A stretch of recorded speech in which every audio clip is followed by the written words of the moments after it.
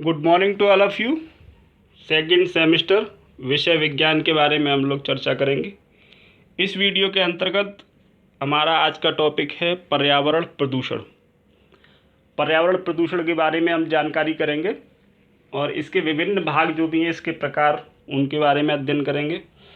इसकी साथ साथ हमें इसके प्रकारों के अध्ययन के अलावा कुछ और चीज़ें हैं जिनके बारे में भी करना है, जैसे ये प्रदूषण किस कारणों से होते हैं, अगर हम चाहें तो इन प्रदूषणों के रोकथाम कैसे कर सकते हैं, इनके प्रभाव क्या होंगे।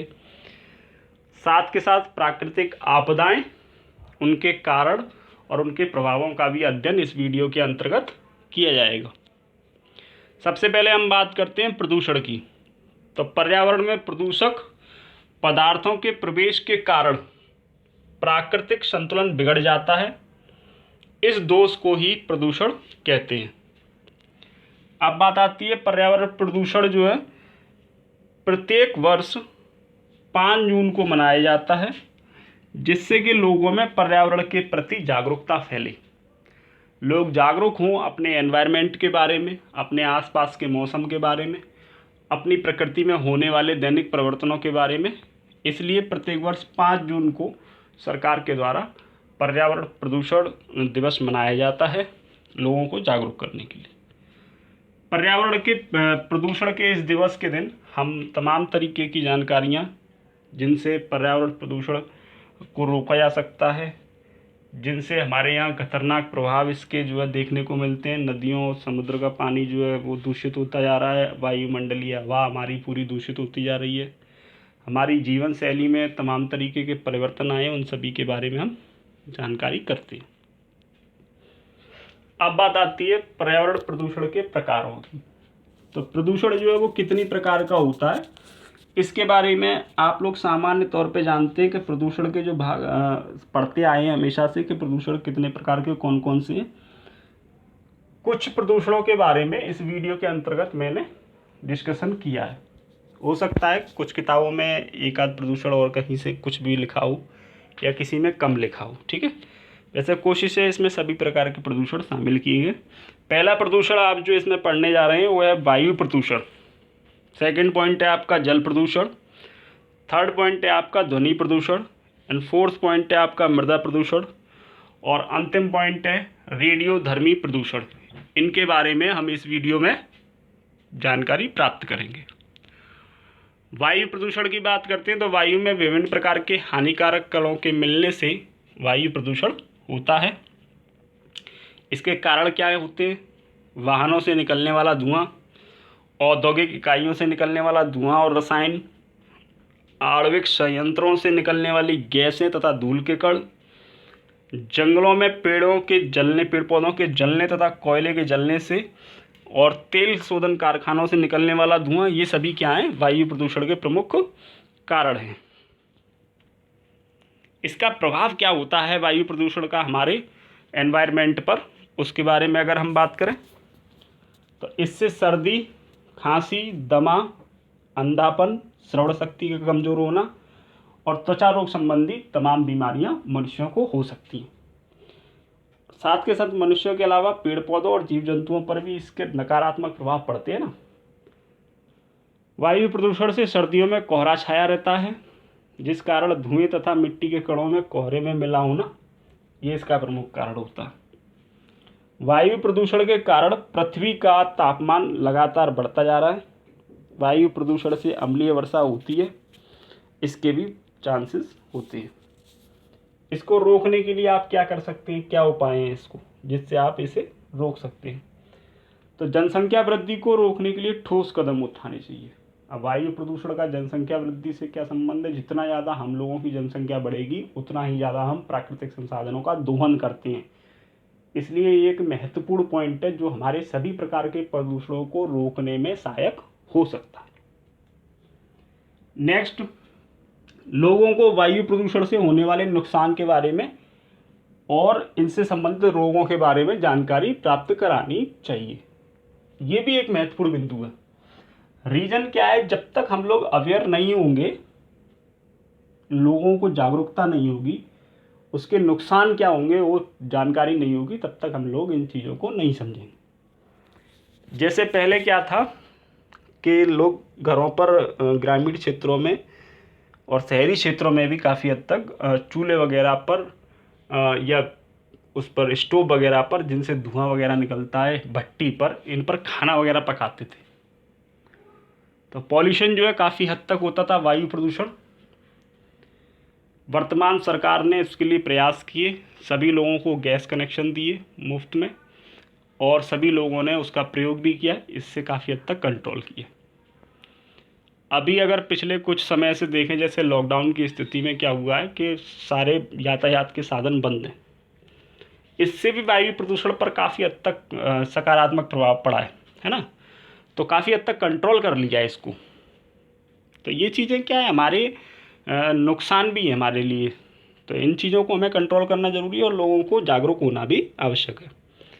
धूम्रपान पर नियंत्रण, कारखानों की चिमनियों की ऊंचाई अधिक रखना, मोटर कार और स्वचालित वाहनों को ट्यूनिंग करवाना, उनकी समय समय पर सफाई, जो धुएँ वगैरह की होती है, जांच होती है ना इंजन की, उससे धुआं जांच केंद्र भी बने होते हैं शहरों में और गांव ग्रामीण क्षेत्रों पे भी। मोटर कारों और स्वचालित वाहनों की ट्यूनिंग करवाना, अधिक से अधिक वृक्षारोपण है ना, महत्वपूर्ण बिंदु है, अधिक से अधिक वृक्षारोपण करना है। और ग्रामीण क्षेत्र में तो बहुत करते हैं लोग, और शहरों में भी इसको बढ़ावा देना चाहिए, मेरा ये ऐसा मानना है। उद्योगों की स्थापना शहरों एवं गांवों से दूर करनी चाहिए, हट के आबादी से दूर, जिससे कि लोगों को स्वच्छ वातावरण मिल सके। नेक्स्ट हम बात करते हैं जल प्रदूषण की। ये सेकंड टाइप का पॉल्यूशन जो आपको मैंने बताया, उसमें से दूसरा प्रकार है। जल में अवांछित पदार्थों के मिलने की वजह से जल प्रदूषण हो जाता है, जिससे हम जल प्रदूषण कहते हैं। बिल्कुल सही बात है। जल प्रदूषण के कारण, क्या कारण है इसके? कारखानों की संख्या में निरंतर वृद्धि होना, जनसंख्या वृद्धि, पहले भी बताया था मैंने आपको ये कारण। जल में परमाणु परीक्षण, गांव में लोगों के तालाबों और नहरों में कपड़े धोना, नहाना, पशुओं को नहलाना, बर्तन साफ करना आदि। खुले जल में शव बहा देना, ये भी जल प्रदूषण के कारण है। और जितने कारखाने वगैरह होते हैं वो अपनी वेस्टेज को जो है नदियों में और नालों में बहा देते हैं, ये भी जल का प्रदूषण करता है। इसका प्रभाव क्या होगा हमारे जीवन पर? तो समुद्रों में होने वाले परमाणु परीक्षण से नाभिकीय कण निकलते हैं, जो कि समुद्री जीवों और वनस्पतियों को नष्ट कर देते हैं। इससे समुद्र के पर्यावरण का संतुलन बिगड़ जाता है। दूसरा पॉइंट है, प्रदूषित जल पीने से मानव में हैजा, पेचिश, क्षय, उदर संबंधी रोग हो जाते हैं। नेक्स्ट, दूषित जल के साथ फीताकृमि, गोलकृमि शरीर में पहुंच जाते हैं, जिससे मनुष्य रोगग्रस्त हो जाता है।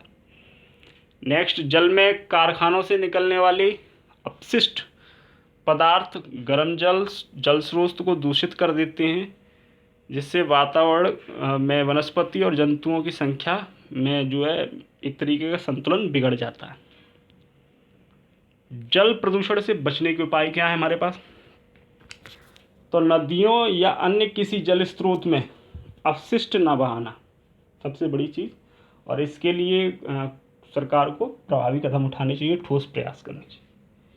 पानी में जीवाणुओं को नष्ट करने वाले रासायनिक पदार्थ डालना, ब्लीचिंग पाउडर जैसे होता है ना, एग्जाम्पल के तौर पे। अंतर्राष्ट्रीय स्तर पर समुद्रों में किए जा रहे परमाणु परीक्षणों पर रोक लगानी चाहिए। करते रहते हैं तमाम देश, चाइना वगैरह, अमेरिका वगैरह, बड़े बड़े देश हैं ना, परमाणु परीक्षण उनका रोज का काम है। और उत्तरी कोरिया, ऐसे देशों पर एक तरीके से प्रतिबंध लगाना चाहिए।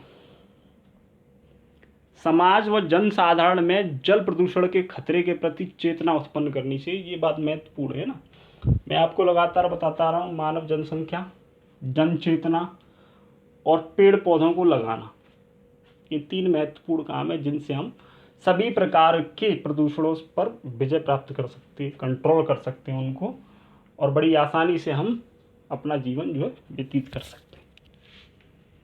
ध्वनि प्रदूषण, नेक्स्ट टाइप का जो पॉल्यूशन है उसकी बात करते हैं। यह तीव्र ध्वनि जिसे सुनने पर हमारे कानों को तकलीफ हो जाए, ध्वनि प्रदूषण कहलाती है। वह व्यर्थ की ध्वनि जो सुनने में अच्छी नहीं लगे, या कोई भी ऐसी ध्वनि जो सुनने वाले के लिए रुचिकर ना हो, ध्वनि प्रदूषण अथवा शोर कहलाती है।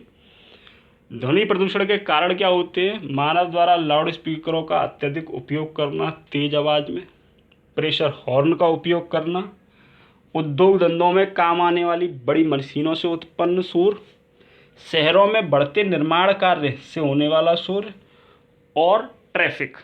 ये ट्रैफिक जो लगातार बढ़ रहा है उसकी वजह से भी ध्वनि प्रदूषण होता है। ध्वनि प्रदूषण के प्रभाव क्या है हमारे शरीर पर? बहरापन, स्वभाव में चिड़चिड़ापन, सिर दर्द, तेज आवाज़ से वन्य जीवों को भी तमाम प्रकार के नुकसान होते हैं। छोटे छोटे जीव होते हैं जो उन आवाज़ों को सहन नहीं कर सकते, वो इनको बड़ा नुकसान होता है ना। और एक एग्जाम्पल मैंने यहाँ लिखा है आपके लिए। एक चोंचदार व्हेल मछली थी जिसकी प्रजाति समाप्ति के कगार पर आ गई है साउंड की वजह से। ध्वनि प्रदूषण को कम करने के क्या उपाय हैं? तो लाउड स्पीकरों का प्रयोग कम से कम और कम आवाज़ में करें। बेवजह हॉर्न ना बजाएं, मैं तो बजाता नहीं खैर कभी। उद्योग धंधों को आबादी वाले क्षेत्रों से दूर स्थापित करें। ट्रैफिक नियमों का पालन करें। कम आवाज़ करने वाली मशीनों का उपयोग करें। ये कुछ बातें हमें ध्यान रखनी है जिनसे हम क्या कर सकते हैं, ध्वनि प्रदूषण पर अपना एक कंट्रोल कर सकते हैं। नेक्स्ट पॉल्यूशन का टाइप है मृदा प्रदूषण। उद्योगों से निकलने वाले खतरनाक रासायनिक पदार्थों को बिना उपचार किए मिट्टी में फेंक देने से मृदा प्रदूषण होता है। प्रदूषित जल के जमाव वाले क्षेत्रों की मिट्टी भी प्रदूषित हो जाती है। मृदा प्रदूषण के कारण क्या क्या है हमारे? भूमि पर औद्योगिक अपशिष्ट के अंधाधुंध निर्वहन से, कृषि के लिए प्रयोग किए जाने वाले कीटनाशक और उर्वरकों के उपयोग से, जानवरों और मनुष्यों द्वारा खुले में मल त्याग करने से, रेडियोधर्मी पदार्थों से, एसिड बारिश यानी जो अम्लीय बारिश होती है उससे मृदा का पीएच मान भी बढ़ जाता है और ये एक तरीके से मृदा प्रदूषण का कारण भी है। प्रभाव क्या है इसका? तो मानव स्वास्थ्य पर इसका नकारात्मक प्रभाव पड़ेगा। मिट्टी की उत्पादक क्षमता कम हो जाती है। सूक्ष्मजीव द्वारा कार्बनिक पदार्थों का अपघटन करके अप्रिय गंध स्मेल पैदा होती है। भूजल को प्रदूषित कर देती। रेडियोधर्मी आइसोटोप शरीर के आवश्यक तत्वों की जगह ले लेते हैं और स्वास्थ्य असमानताओं का कारण बनते हैं। नियंत्रण कैसे कर सकते हैं हम इस पे कंट्रोल? तो मिट्टी में अपशिष्ट पदार्थों का निर्वहन करने से हमें पहले उसका उपचार करना चाहिए। ठोस कचरे को उचित तरीके से एकत्रित करके उसका निर्वहन करना चाहिए। उपयुक्त जो भी बेटर विधि है उसके लिए मेथड है उससे उसका निस्तारण करना चाहिए। उर्वरक और कीटनाशकों का उपयोग, रासायनिक जो भी होते हैं उनका कम से कम करके हमें देसी खाद वगैरह प्रयोग करनी चाहिए। लास्ट पॉल्यूशन का जो टाइप है वो है रेडियोधर्मी प्रदूषण।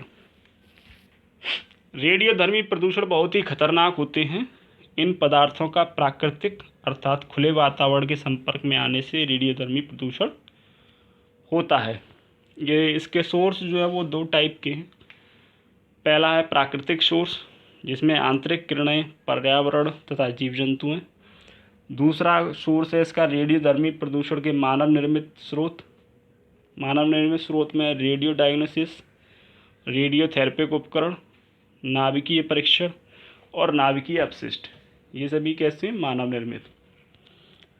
कैसे हमें इसको रोक सकते हैं, कंट्रोल क्या कर सकते हैं? हमें इन चीज़ों पर थोड़ा प्रतिबंध लगाना पड़ेगा। कैसे? परमाणु परीक्षण जो समुद्र वगैरह में किए जाते हैं उन पर रोक लगानी चाहिए। सरकारी संगठनों, गैर सरकारी संस्थानों के माध्यम से जन जागरण करना चाहिए, लोगों को इसके प्रति जागरूक करना चाहिए। अधिक से अधिक वृक्षारोपण करना चाहिए। रेडियोधर्मी पदार्थों का रिसाव सीमा में हो तथा वातावरण में विकिरण की मात्रा को कम करना चाहिए। इन सभी प्रयासों से हम रेडियोधर्मी प्रदूषण को कम कर सकते हैं। नेक्स्ट हम बात करते हैं, ये अध्याय के दो प्रमुख भाग थे ना। पहला भाग था आपका जिसमें आपने ये तमाम प्रकार के प्रदूषण पढ़े। दूसरा भाग है आपदाएं। आपदा के अंतर्गत प्राकृतिक आपदाएं जो है, पहले क्या है इसको समझते हैं। तो एक प्राकृतिक आपदा एक प्रकार का जोखिम है, जैसे कि ज्वालामुखी का विस्फोट होना, भूकंप। अच्छा, मानव का चूंकि इन पर कोई कंट्रोल नहीं होता है ना, अगर हमें पहले से इनकी स्थितियों का या इनके आगमन का पता चल जाए तो हम इसके लिए कुछ प्रयास कर सकते हैं। लेकिन अधिकतर जो भी प्राकृतिक आपदाएं होती है वो अचानक होती है ना, तो हमें इसके बाद के कंट्रोल करने के उपाय अच्छे से पता होने चाहिए। तो हम कुछ प्राकृतिक आपदाओं के बारे में बात करेंगे। जैसे पहला एग्जाम्पल है हमारा भूकंप। भूकंप के अंतर्गत भूपटल में हलचल उत्पन्न होने लगती है और धरती हिलने लगती है। पृथ्वी के आंतरिक भागों में रेडियो सक्रियता, तापीय दशाओं में परिवर्तन, टेक्टोनिक प्लेटों में टकराहट तथा अन्य आंतरिक कारणों से भूकंप की उत्पत्ति होती है और इसका एक केंद्र होता है जिससे ये केंद्र से ऊपर की ओर चलती है। नेक्स्ट, तूफान। वायुमंडलीय दशाओं में अचानक परिवर्तन के फलस्वरूप तूफान, बिजली का गिरना, हिम तूफान, टॉर्नेडो, चक्रवातीय तूफान आदि प्राकृतिक आपदाएं आती हैं। आंधी तूफान एवं गर्जना स्थानीय वायुदाब की दशाओं में अचानक बदलाव एवं संवाहक प्रक्रिया से होते हैं, जिसमें तेज हवाओं का चलना, गर्जन, बिजली, तेज वर्षा इत्यादि आदि शामिल हैं। इससे मानव जाति को और साथ के साथ जीव जंतुओं को तमाम प्रकार के नुकसान, जनधन की हानि होती है।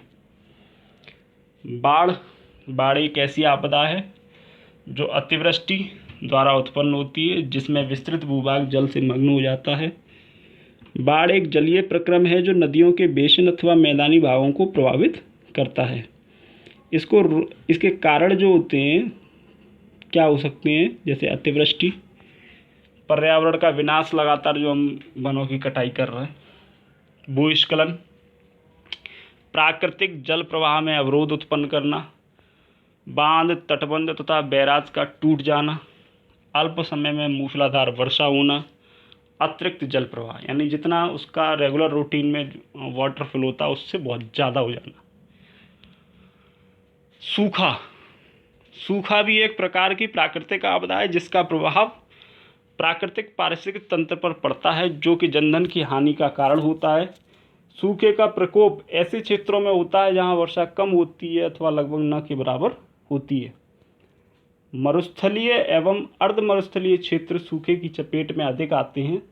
कभी कभी मध्यम वर्षा वाले क्षेत्र भी इसकी चपेट में आ सकते हैं, जहां लगातार 2 से 3 वर्षों से वर्षा का स्तर कम होता जा रहा हो। इसके कारण क्या है? वर्षा का कम होना, सूखे कई वर्षों तक लगातार वर्षा का न होना, वनों का विनाश, भूमिगत जल का अत्यधिक दोहन, कृत्रिम बांध, नदी के प्रवर्तन मार्ग के कारण भी इसका प्रमुख है। जल चक्र का नष्ट हो जाना, नियमित समय से वर्षा न होना, मिट्टी के जैविक संगठनों में कमी आना, ये भी इसका प्रमुख कारण है। खनन कार्यों से जल स्रोतों का लगातार नष्ट होना, ये भी सूखे के प्रमुख कारणों में शामिल है। इसके लिए हम क्या कर सकते हैं? तो सबसे मुख्य चीज़ है वर्षा के जल का अधिकतम संरक्षण किया जाए। भूमिगत जल भंडारों की निकासी दर रिचार्ज दर से ज़्यादा ना हो, जितना वो रिचार्ज हो रहे हैं उतनी ही क्षमता में उनसे जल निकाला जाए। जल के किफ़ायती उपयोग की जीवन शैली हो, बहुत विशेष ध्यान रखना है इस लाइन का। हमारी जीवन शैली ऐसी हो जितनी आवश्यकता है उतना ही जल प्रयोग करें। जल संग्रहण व्यवस्था को सरकारी गैर सरकारी स्तर पर लोकप्रिय बनाना चाहिए। मतलब लोगों में इसके प्रति एक भावना होनी चाहिए, एक जागरूकता की भावना कि कोई भी लोग जल को वेस्ट ना करे। हर कोई चाहे कि हाँ जल को बचाना है, हमें सेव करना है, ठीक है। तब इस चीज़ पर हम कंट्रोल पा सकते हैं। परंपरागत जल संग्रहण विधियों को स्थानीय स्तर पर पुनः जीवित किया जाना चाहिए। अब लास्ट जो पॉइंट आता है इस वीडियो का वो है आपदा प्रबंधन। ये आपदाएं आई तमाम, इसके अलावा भी जैसे आपदाओं में अगर बात करें, प्राकृतिक आपदा में महामारी भी आती है ना, जो भी वर्तमान में चल भी रहा है आपका। तो आपदा प्रबंधन के बारे में अगर हम बात करें तो आपदा का अर्थ क्या है? तो आपदा का अर्थ है अचानक होने वाली एक विध्वंसकारी घटना जिससे व्यापक भौतिक क्षति होती है, जान माल का नुकसान होता है। यह वह प्रतिकूल स्थिति है जो मानवीय, भौतिक तथा पर्यावरणीय एवं सामाजिक कार्यकरण को व्यापक तौर पर प्रभावित करती है। मतलब कंप्लीटली इसको, सब चीज़ों को, मतलब अभी जैसे आप महामारी में देख रहे हो, हर चीज़ से व्यक्ति परेशान है। न कहीं जा सकते हैं, न कहीं आ सकते हैं, धन से, जन से लोगों की मृत्यु हो रही है, पैसे का नुकसान हो रहा है, काम धंधे सब बंद हो गए, हर चीज़ से व्यक्ति परेशान हो रहा है ना। हर चीज़ पर इसका असर है, वातावरण पे भी इसका असर पड़ रहा है, डिसबैलेंस होती जा रही हैं चीज़ें।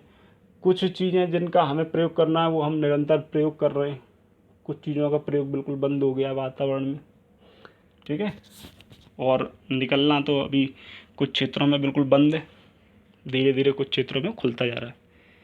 तो ये क्या होता है, जितनी भी प्राकृतिक आपदाएं होती हैं इनसे एक तरीके के असंतुलन की स्थिति पैदा हो जाती है हमारे वातावरण में, है ना।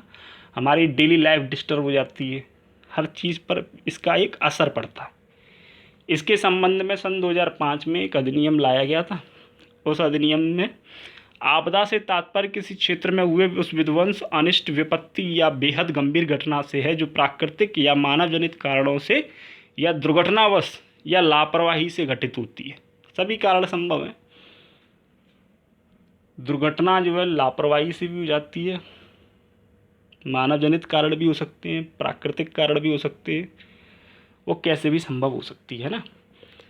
और जिसमें बड़ी मात्रा में जन धन की हानि होती है, मानव पीड़ित होता है, संपत्ति को नुकसान पहुंचता है और पर्यावरण को भारी क्षय होता है। यह घटना प्राय प्रभावित क्षेत्र के समुदाय की सामना करने की क्षमता से अधिक भयावह हो जाती है। जहाँ तक लोग कंट्रोल कर सकते हैं वहाँ तक प्रयास करते हैं, फिर उससे भी बाहर निकल जाती हैं चीज़ें।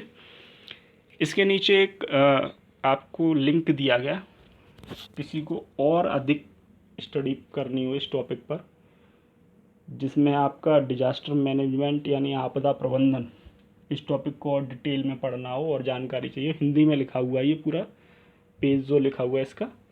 तो ये आप एक साइट लिंक है, इसको डालिएगा साइट पे, तो आपको उसमें ये ओपन हो जाएगा। तो इस पर आप चेक करिएगा ishindy.com/pcs-exam-jpsc/डिजास्टर मैनेजमेंट, ठीक है। इसको ओपन करिएगा तो आपको डिटेल इसके बारे में पूरा मिल जाएगा। इसकी कमेटी वगैरह जो बनती है उसमें कितने मेंबर होते हैं, कौन कौन शामिल होता है, कौन हेड होता है। हालांकि गृह मंत्रालय विभाग के अंतर्गत होती हैं सारी प्रक्रिया, और गृह मंत्री हमारा इसका प्रमुख होता है, होम मिनिस्टर, ठीक है। बाकी आप डिटेल और चाहें तो इसमें रीड कर सकते हैं, ठीक है। आज की ये वीडियो हमारी कंप्लीट हुई। Be safe, stay at home, and thanks to all of you.